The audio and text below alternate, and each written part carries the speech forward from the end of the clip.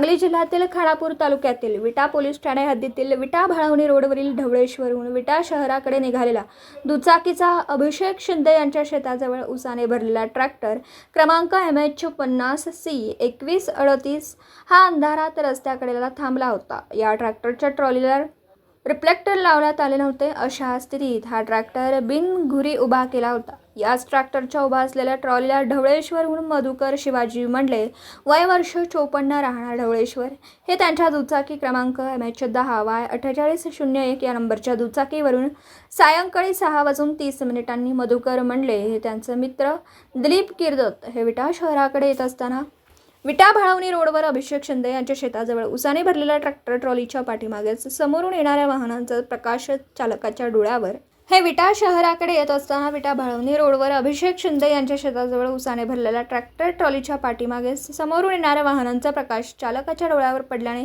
त्यांची दुचाकी ट्रॅक्टर ट्रॉलीवर आदळली। या अपघातात मधुकर मंडले यांच्या डोक्याला गंभीर इजा झाल्याने ते जागीच ठार झालेत, तर दुचाकीवर पाठीमागे बसलेले दिलीप किर्दत हे किरकोळ जखमी झालेत। या अपघाताची माहिती विटा पोलिसांना मिळाल्यानंतर विटा पोलिसांना घटनास्थळी धाव घेतली। या अपघातानंतर घटनास्थळी पोलिसांनी पंचनामा करून ट्रॅक्टर चालकाविरुद्ध विटा पोलीस ठाण्यात गुन्हा दाखल करण्यात आला आहे। दिवसभरातील घडामोडींचा आढावा घेण्यासाठी पाहत रहा N24 मराठी न्यूज चॅनल।